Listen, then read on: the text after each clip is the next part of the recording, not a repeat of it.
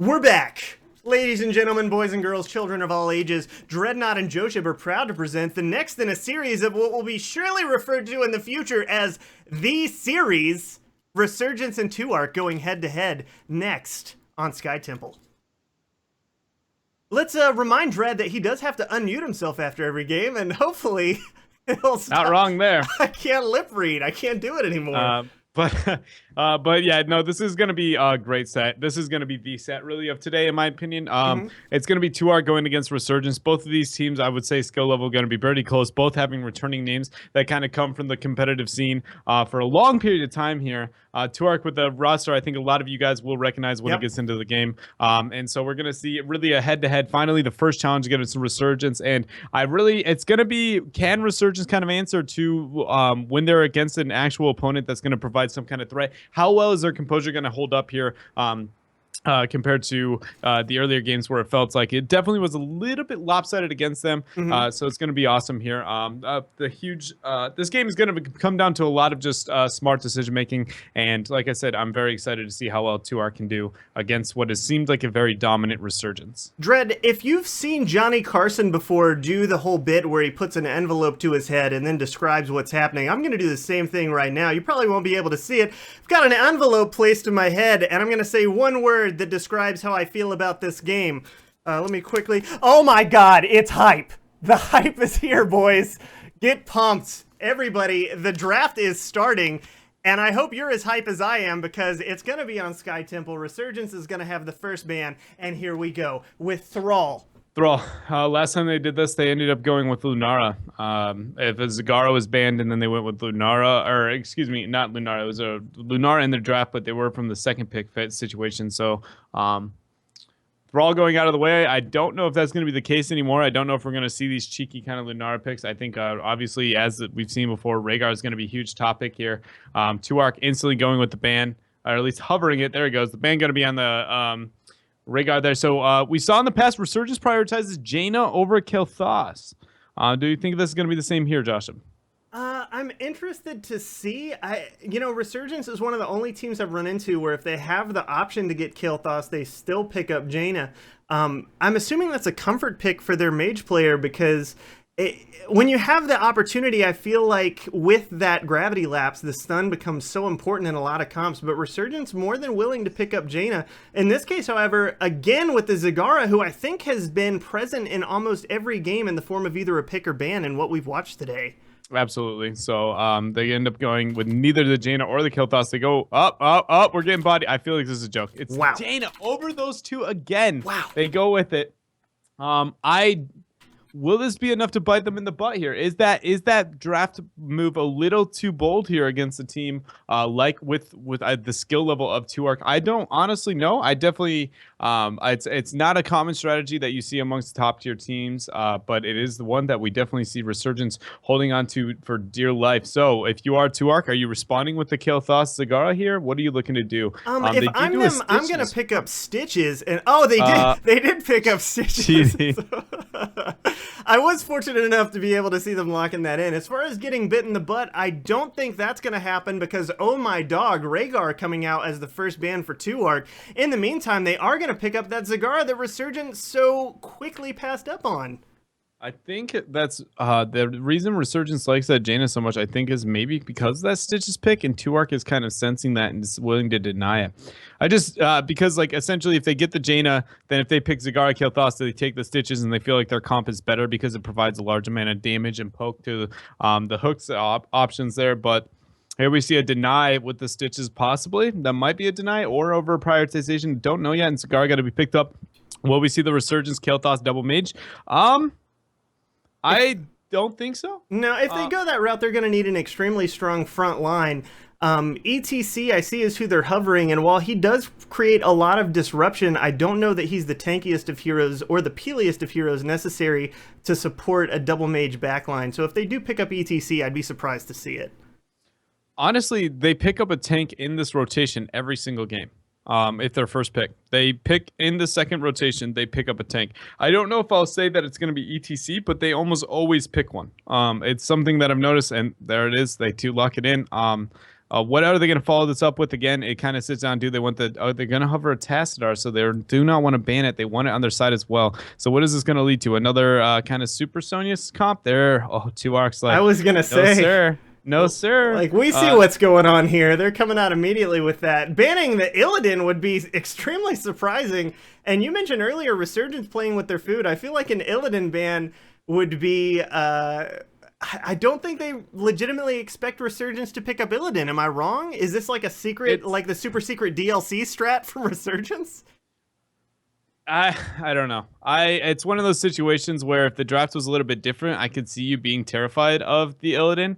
But without Rhaegar being an option and without Abathur being a realistic option in their draft at all, the super Illidan comp I don't think is enough. I would be way more terrified of way more terrified of the Sonya in this type of situation, but they do end up confirming the ban.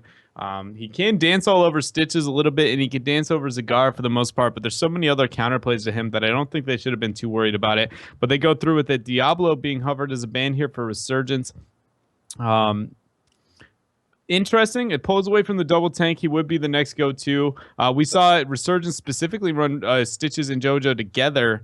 I feel like I like the Kilthos ban more, but they're going to call him out and say no. They're going to let it go through. It is making it all the way. This is crazy. When is the last time that you saw Kilthos make it this far into a draft? If he's going to be picked up, he's going to be among the first. But 2Arc somehow manages to. What kind of mind games have we just witnessed? What kind of psychic onslaught allows Kilthos to be picked up as the third pick for 2Arc after 2 ban phases? Yeah, I think a lot of it just comes down to Stitches. Honestly, I think he's the reason this draft has made it to where it goes that far. But the fact that he didn't get banned out is where I'm really confused. 2Arc is now going to have another pickup here. They have a caster. They have a good backliner. They might go with like maybe a Sonya. I don't know if she's going to work out that well here. They could also actually Thrall going to be banned out here. I think that if 2Arc lets Sonya go through, they're going to be in a rough spot. It's going to be too hook-centric. The reason for that is just the Super Sonya mixed with the Jaina. Again, it just complements Resurgence's playstyle so very well. And it's really good on this map. It's good on any map, really, for that matter. But they're going to wait it out. They're going deep into the time pool. Who are really understanding that this pick is absolutely crucial to the success of their comp. It might get them a little bit too narrow-minded if they end up picking a pick that is kind of just... essentially only one way to really win, and the right wing Uther. Okay, I like that a little bit more. Waiting it out. It does let Sonya go through though. Again, the prioritization of Uther with the Rhaegar bans coming in too. Really like that. Let me ask you this. Like, we already have Zagar as a specialist. We have Kael'thas as a ranged mage. I feel like they were looking for the global presence temporarily there with the Brightwing. Choosing Uther to me says that they may try and sneak a Falstad in on the next one, but is that team not too squishy? Like, do you not feel like, especially if Resurgence picks up Sonya, which it looks like they're going to, can you take Falstad in that situation? I think they're going to take Malf here. Can you take Falstad in what situation? For 2Arc? Correct, yeah. Yeah, you just are really one-minded in your comp, like on like how you win a team fight, right? Like linear was the phrase we used last time, where it's just essentially that your comp is only really good at one thing, and that's like getting a hook, following up on the hook, and you kind of struggle in every other front. And I think that's the comp that we see 2Arc struggle from here. There goes the Sonya Malfurion. I think both of those picks, if he locks it in, I feel like they've won the comp draft here overall. Surprise! Okay. Deciding to take the Brightwing, I guess they saw 2Arc again telegraphing that they were interested in split soaking, probably assuming that they may be taking a Falstad here, trying to grab that Brightwing. I don't think they were in danger of having the double support comp there, although 2Arc could have surprised me, but they do snag Brightwing for themselves, allowing them to get a little bit more split soaking going as well. And 2Arc picking up a second tank. They are going to go Muradin, so it's going to be Muradin Stitches as their front line here. Yeah, and they, I don't know. I don't know how I feel about those last two picks.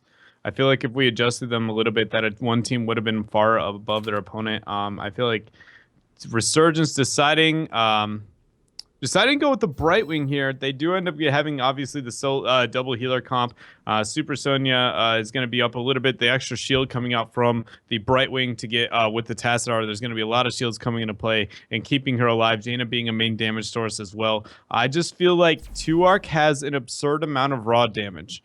The later this game goes, as long as they don't fall too far behind in the early game, which has been the story of every comp Resurgence builds, it's like we're good at levels 1 through 9, and everybody goes, you know what? Let's lose levels 1 through 9 really, really hard.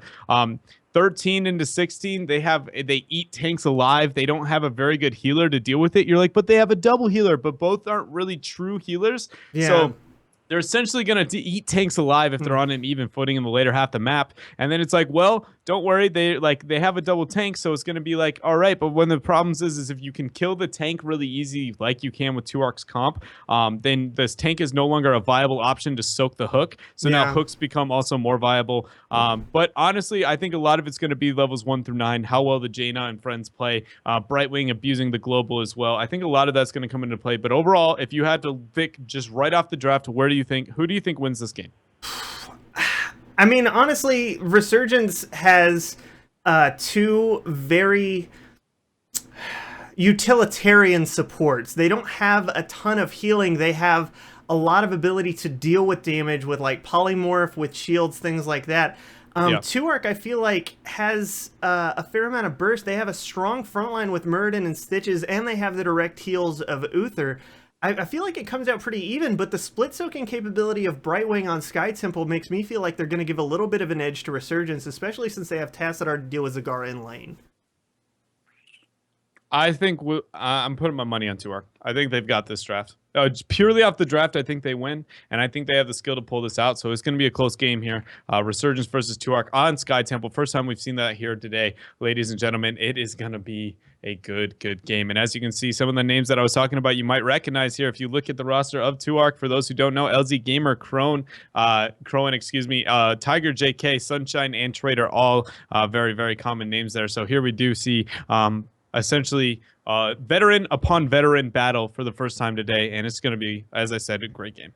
Resurgence and 2ARC, remember, the winner of this game, if I'm not mistaken, no, I don't think that they get the opportunity yet, but they will be in contention for a spot in the next series. Is that right, Dread? Yeah, you have to make it to, in theory, the finals, which will not be played out. You have to be the top 2 teams here today, ladies and gentlemen, to be able to walk away with a victory and to be able to say that you are going to be able to compete at the land tier for the qualifiers. So both these teams will be one best of 3 away, essentially, at that point. Well, you've heard what Dread and I have to say. We'd love to hear your opinion. Please tweet it at Esports Heroes with the hashtag HGC. And let us know if you think Resurgence is going to be able to show their stuff here and really take it home. Equinox playing on Sonya. We have Shot again on that Tassadar. Rixie on Brightwing. Daihu playing the tank again on ETC.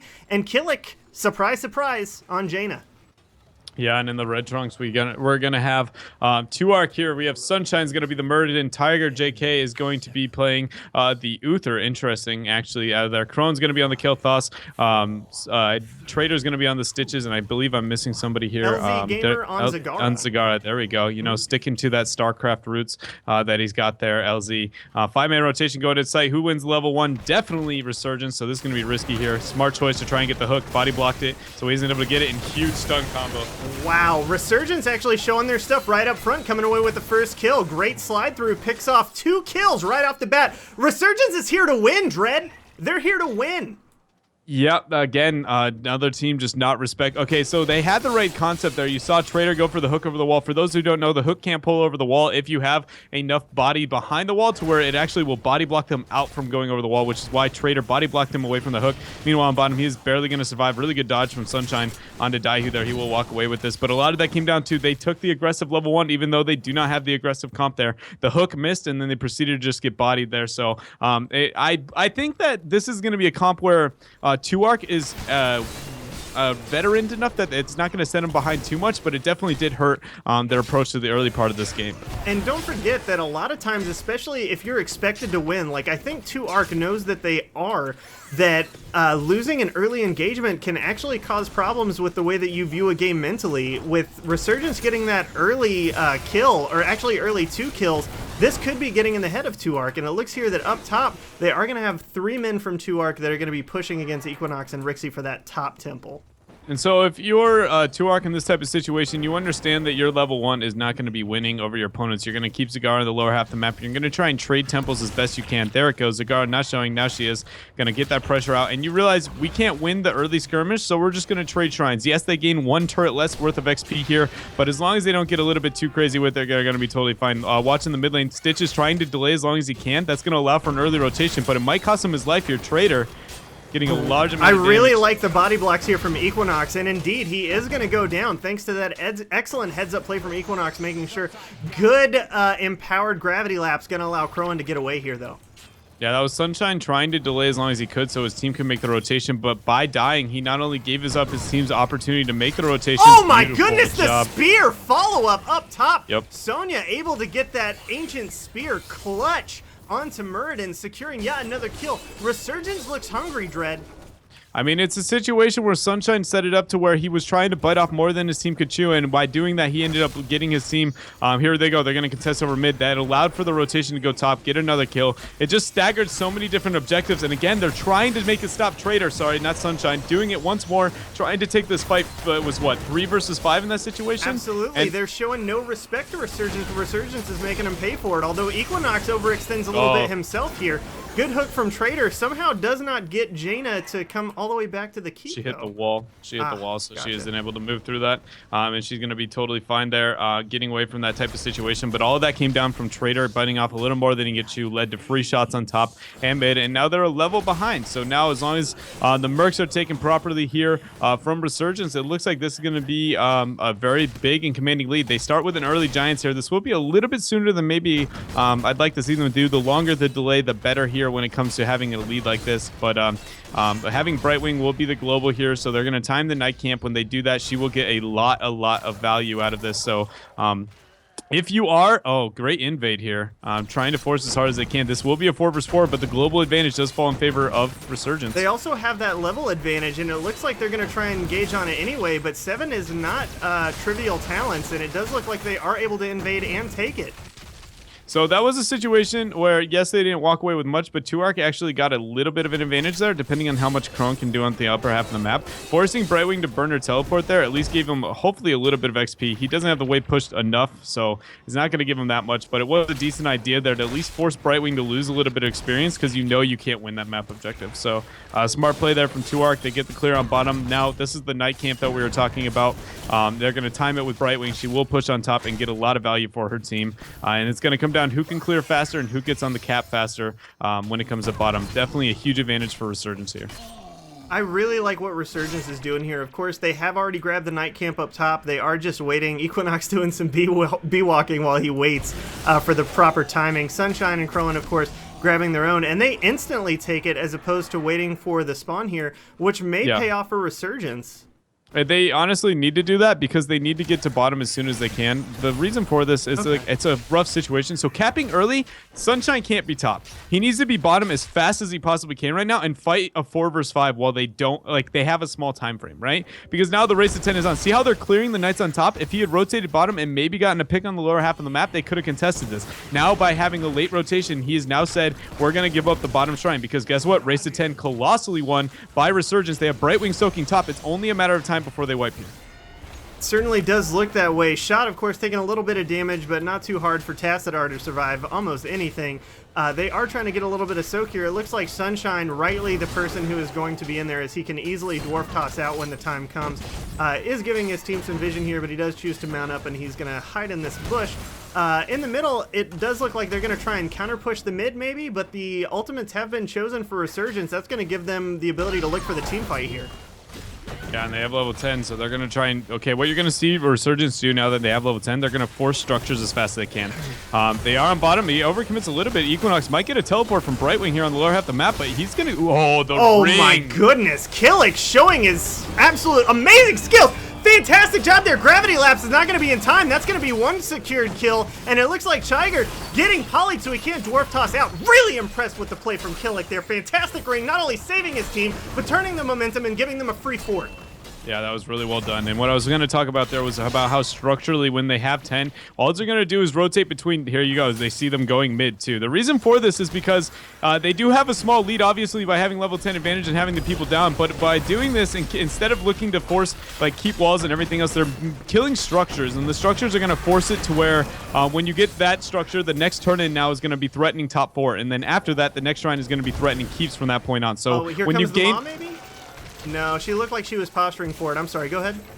It's all about the structural advantage on this map. Daihu barely going to survive. Hook is up, though. He will walk away from this, so the structural advantage on Sky Temple is absolutely colossal. Every shrine, if now you see Resurgence trade 1-for-1 on the shrines, they gain more than their opponents, all because they got that structure lead. And that's why beautiful decision-making from Resurgence, forcing their 10 advantage there, but doing it rather than forcing massive fights after the first wipe or backing out and getting map objectives like Giants and everything. They force the structures as fast as they can, realizing that gets them the more value Temple. That's what really separates a good from a great team here on Sky Temple. Really impressed with the play here of Resurgence, showing that they belong. However, ETC, had he not had Power Slide up there and hadn't had the extended range on it, he may have been quickly turned into some Omaha steaks, but he does manage to get away. And it looks like Equinox is going to try and get onto Crowan. A great empowered Gravity Lapse allow him to quickly get away, and now they're going to clean up that bottom camp. Right wing staying top. She's going to try and pretty much try and force the fact that they get 10 here, or top here. Keep in mind that it's a double shrine. The fight on bottom shouldn't really happen. Mom might try and force it, but it might be too much. Uh-oh, the Mosh is possibly going to come out here. I thought we were going to see it. The invulnerability does go off onto Kale. Here comes a Maw grabbing 2 people. Now it is a 5v3 for the time being. Shot stays in to get some damage out. Looks like he is going to have to pop his invulnerability. The dance does come out. That is 2. No, it is quickly interrupted. Still a very even fight here. It looks like Equinox may be able to finish off Stitches, but now he's got to deal with trying to get away. He is, however, going to be able to walk away, and Shot is there for support.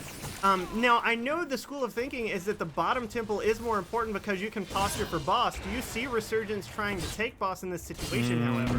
No, they don't have a big enough lead, and also because the shrine didn't spawn top, this rotation spawns between bottom and mid, or bottom and top, and it went with mid, which means the distance to boss is going to be a little bit shorter than normal. Another thing to keep in mind there, what I'd like to see, I wish I had seen come out of not Resurgence, but 2Arc here. If they've waited, they decided to take that fight, and it wasn't terrible because their opponents weren't 13 yet, but really I just feel like if they keep going blow for blow and trading with their opponents until they at least get the Kael'thas 13 power spike, they should not be trying to force any fights here. And they're getting bullied 5 versus 4. Sonya is on bottom, not the global Brightwing, and they're getting bullied off a shrine here because of that 13 advantage. They are indeed. It looks like they are still poking a little bit back and forth. Sonya now finishing the bottom is on her way up. Great bile there from Trader to try and zone them out. But in the end, it's going to be a little bit of a waste as Equinox deciding to hard engage here, and they are going to take the last 6 shots uncontested.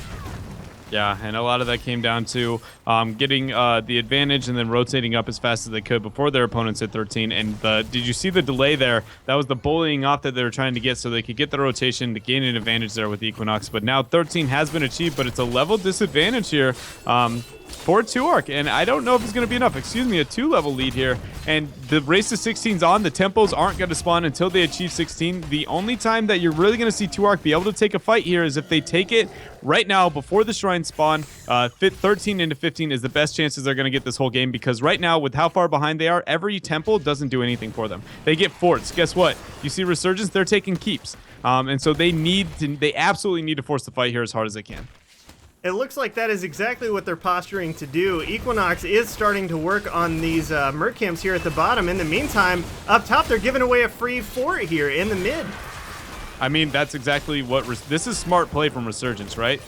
They do end up deciding to take this fight. A little bit risky there. So what you saw there is like, wow, they just gave up a free fort. Seriously? But no, they knew Brightwing was soaking top. They took the Giants on the lower half of the map, and now they have 16. Why would they risk that fight ever when they're so close to 16? Such a huge talent spike over their opponents. And there you go. Now they're like, guess what? We got 16. We're going to control this map. So smart choice from 2Arc trying to make something happen. But just, I mean, Resurgence responding perfectly. Just saying, okay, congratulations. You have a fort. Let me know when you're going to have an opportunity to actually teamfight us. And now a boss being started. Sunshine spotting this out.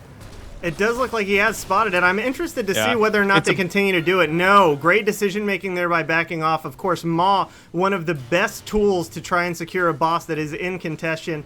Resurgence recognizing that and smartly backing off. Yeah, I wish they had danced around it a little bit longer. They very clearly said that they weren't going to take it while they had 4 giants pushing on bottom. They could have baited that. Boss not even intending to take it, but really just forcing those giants to get maximum value on the lower half of the map. And then when somebody responds like Zagar to them, fight the 5 vs 4. But they are taking the safe play, honestly. That would have been just what I would like to see. It's just min-maxing your value right there. Bottom Shrine's going to spawn 16 tiers up. And pretty much we sit a situation where Tuark has very little answers to the lead that Resurgence has. Look at Daihu. Love that positioning. They're going to move past the chokehold. Oh, man. Yeah, Daihu has death in his eyes and is waiting for someone to make the mistake of going through the Valley of the Shadow of Death. Lois Sunshine walks through the Valley of the Shadow of Death. He shall fear no evil, as he does have Dwarf Toss, and he manages to get out of there quite quickly. Yeah, Brightwing's going to be on the cap point here. She isn't going to take too much damage. She's questioning whether or not she's going to TP. Smart positioning. She backs out to make sure she can't get knocked out by the blades there if she does decide to teleport. They don't have 16 tier yet, but they are trying to take a fight here. They need to be really patient. Tuark might be risking a fight that they can't win. Definitely. With all of the ultimates up here, except for Wrath of the Berserker for Resurgence, this is a very risky fight for Tuark to try and take at the moment. At any point, they can turn this around and use those 16 talent advantages to get the kills. It looks like they are going to back off, though, just leaving the last 1 or 2 shots left there, which is kind of confusing for me, as I think they could have gotten it before they got 16 from Tuark. I think that's one of those situations where they're afraid to risk anything. Yes, the 16 wasn't achieved, but they just tried to time it around it. It was so close that they're like, screw it. We don't need this. We don't want to risk the fight. They're trying to play the safe game. Almost too safe, though, as you kind of pointed out there. Tuark trying to make something happen here on the lower half of the map, and this is the first fight Tuark has on an even footing. They, honestly, I would like to see them take it now. They have the power spike. Equinox goes in before anyone else, knowing that Brightwing can teleport in. Here comes the slide from ETC. The dance has not started yet. Big Maw here coming out. Does not matter, as the first person to go down is that Zagara, followed closely by Kael'thas. Is now 5v3, and the damage is coming out extreme. Muradin getting caught in the dance, the only one that has a stun left. He is going to be able to get out. And I was going to say, I'm really liking the play here from Resurgence, saying we're not going to fall for the chase onto Muradin. ETC going back, knowing where he's at and deciding to try and 1v1 and making sure that there is no defense at all for the core. I like the play here from Daihu. I think he's maybe able to be soloed, however, for Muradin. And yes, he does manage to get it. Here comes the game 1 for Resurgence. It's 4 seconds before Zagara comes up. No Maw from her, however. Resurgence taking home their first game, convincing victory against Tuark. Really excited to see these guys showing their stuff today. Yeah, no, that was really well done. And honestly, that last team fight came down to Krone's positioning, a mix with Zagara. Both of them were in essentially dead range of high priority damage dealers from their opponents. Jaina just essentially obliterated Zagara that last team fight, and meanwhile, Crone actually was in melee range of the Sonya with a little bit of a misclick in positioning there, which led to pretty much Arcane Barrier, D-Shield being popped on him, and Jaina proceeded to 1v1 the Zagara in the lower half. Just 2 of their priority damage dealers essentially were completely put under so much pressure, they didn't know how to really deal with it. Uther can only save 1, decided to go with the Kael'thas, but at that point, it was too late. They had lost the team fight, and it was just the catch-up game starting from level 1. Honestly, they both go to check up site, not accepting the fact they might lose the level 1 team fight there. And Resurgence again doing exactly what they've been doing the whole day, just with a little less dominance, but very much they almost didn't show a single moment of weakness that entire game. They got a lead, they pushed it, they never risked anything. Even with that bottom there, you saw them not take a risky play, respecting their opponents possibly hitting 16. So I mean, it's going to take a lot for Tuark to make a comeback here. I'm really impressed with the shot calling of Resurgence. Really extraordinary shot calling from them. As you mentioned, showing exactly what we've seen from them all day today. They grab a lead, they won't let go. They're like a dog with a bone, a doge with a bone, if you will. With a bone. Oh my dog! As soon as they get a hold of it, they're not going to let it go. And I'm just absolutely dumbfounded by how well they did at saying, this is the engagement we're going to take. This is the patience we're going to exhibit. We know that we can slaw this out. We can get the win. And here's something that I really want to point out, something that we see so often in our own personal games and even in some pro games.